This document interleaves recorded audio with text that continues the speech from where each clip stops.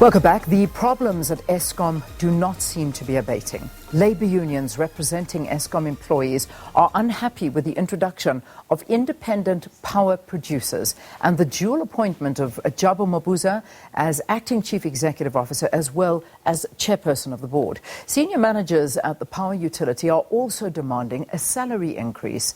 Eskom recorded a 20 billion rand loss in the 2018-2019 financial year. In studio now to discuss this further, we have Joseph Montisetse, the president of the National Union of Mineworkers. We were meant to also be joined by Deon Reyneke from Solidarity. He unfortunately not making it for this interview, but we're really happy that you're here, Joseph. Thanks so much for being with us. No, thank you very much, ma'am. So your general view on what is happening at the power utility, just explain it to us. Well, thank you very much for the opportunity. The problem at the power utility is that during the State of the Nation address, prior to it, we said the government must bail out Eskom. Of course, the government has bailed out Eskom, and we are happy with that. But now the problem is the IPP, because the IPP is being paid R2.23 by the utility. And then the utility is selling to consumers at 89 cents. So if you look at this thing, it means that the power utility will not get out of this debt that they are engaged in. Because if you make business and you buy things with a higher price and you sell them at a lower price, really that does not make business sense. Hence, we are calling to the government that they must terminate the contract with the IPPs. We are not against what is called renewable energy, clean energy, but these people must not, since they are called the IPPs, independent power producers, they must be independent indeed. They must not depend on Eskom. Yeah. That's our problem. So just to put this straight, you are not necessarily against independent power producers. We are not. You're not against them, because yes, many are saying that this is the route that we should go, because Eskom is clearly not handling what they're doing, because electricity is a problem, the balance sheet is a huge problem, management is a problem. There always seems to be problems with Eskom.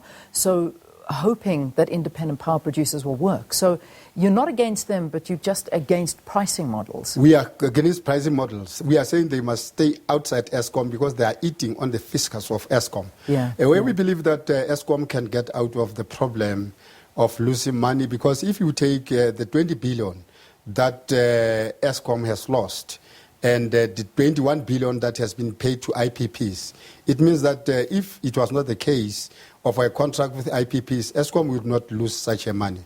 So we believe that the appointment of Mabuza as a chairperson and also as a CEO is problematic, because he has confessed to Zondo Commission that he is conflicted. Mabuza actually must be taken out of the entity, and also there must be an audit of how Eskom is selling its electricity to bigger companies. We believe that there's a corruption that is taking place, that energy is being sold at lower prices, and we believe that also the international consultants, according to the whistleblower who came to our office, he's telling us that the international consultants are paid higher prices compared to local consultants, but they are doing the same jobs. So we need an audit on that, because government will pour in money at this entity, but if we are not cleaning the corruption that is taking place, we will never go anywhere. So do you believe that corruption is still happening at Eskom? We believe that corruption is happening because we have a whistleblower who told us that there are some machines which are called test buys, which has been brought from Europe, and the manager, the project manager who insisted on buying such machines, was told by engineers that these machines will not work at Eskom. But he insisted on buying it for 1.6 billion. They're sitting there, they're doing nothing. So it can be, audited. It will be found that such things are there, but those managers are there, they are working, they are continue to do corruption. Yeah. So we need a real audit of professional kind of people that can help us root out this corruption. The middle management there at Eskom are engaging in corruption activities. So your gripe with Jabu Mabuza, is it not, we know that he's there as interim CEO, obviously he is chairman as well. Is your gripe with him as an individual and his management, or the fact that he holds these dual positions right now, even though it is a temporary role? Well, being temporary rule is also, I think, is a breach of ethics, because according to the line of management, the CEO reports to the board, and the board, the chairperson of the board is the permanent person who takes a decision on behalf of the board when in daily basis. So we can never have a man who report to himself. And we believe that he has been appointed there to sign some of the contracts that will appear to be corruption, because he's reporting to himself. So we want President Gordon to get rid of this person. We don't have any problem against him as a person, but we have a problem about him being at Eskom for such a long time, but there's no change. I mean, this IPP's contract that you pay a lot of money to IPPs, but you sell electricity at a lower price. He is the chairperson. He is supposed to be the one who sees that this thing is not going to work and he must correct it, but he's not willing to correct such. Joseph, the other issue that you, as Joseph yourself, an individual, you came up being very vocal about the unbundling of Eskom. Why do you believe it's a problem? Well, there is no reason of unbundling Eskom. Totally. If the problem with Eskom is the money, Eskom is running short of money, then when you bundle, you are creating four boards. You have a holding company, which is Eskom, and then you have this transmissions and so on, distribution underneath. You have boards, or directors of boards, CEOs that are going to be paid a lot of money. And we have made a research. We found that in some countries like your Zimbabwe and other countries, they unbundle their entities. They are now rebundling. There's no reason. So if you say you want to save money, save cost, then you increase the expenditure to pay more executives. It doesn't make sense. We don't think that will be a solution. Now, I know that, look, it was more from Solidarity's point of view with regard to the salary increase, and that's the 4.7% of some of the senior managers. What is your viewpoint on this? Because we already are seeing Eskom giving out results, 21 billion rand now that they just announced, and the situation just gets worse and worse, and yet demanding a 4.7% salary increase is going to bloat that wage bill even further. What are your views on that?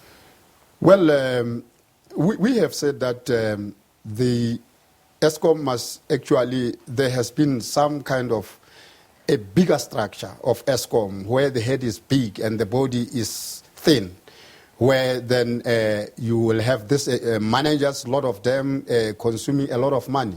I mean, today, under what is called learning companies, ER management is saying that you need, learning companies should actually cut on the executives to have a flat structure so that it can be able to have some money that will be paying people that are doing the actual work on the ground. Yeah. So we are saying that people that are earning a lot of money cannot demand even more. There are people that are doing a work every day at Eskom and they are underpaid. So we are not supporting this gap between the highly paid workers and the lowest paid workers, because we have to look into the kind of labor that they are given to the entity in everyday life. Joseph, let's wrap this up. What will it take to save Eskom? Because there's also a talk of a lot of job losses that are pending within Eskom and a lot of other SOEs as well. What do you think needs to be done? No, well, we think we are not going to accept any cut of jobs at Eskom if the government cannot first retrench the IPPs. I have said that the IPPs are the ones that have actually made Eskom to lose 20 billion. We can go out and make a research. So first the government must fix this contract of the IPPs, and after fixing it, then the government must also implement prepaid for electricity. You cannot just give people electricity and people don't pay electricity. We must implement prepaid. People must buy electricity actually before they can get it.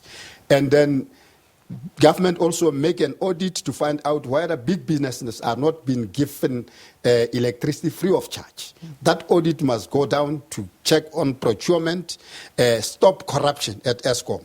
We believe that if those things can be fixed, Eskom can make profit because we have mined the Koorfontein and the Optimum, who are 70% owned by Eskom. We can sell electricity in other countries like your Egypt. Egypt has just finished a big power station of coal. A lot of companies depended on Eskom, countries like your Zimbabwe and Botswana and other countries for electricity. Eskom can make profit if it is run professionally. All right, Joseph, we've got to leave it there, but that's the word from the president of the National Union of Mineworkers, Joseph Montisetse, talking to us about the state of affairs at Eskom. Let's go to your news, a little bit late, but nonetheless, let's see what's topping our bulletin. Sakina, over to you.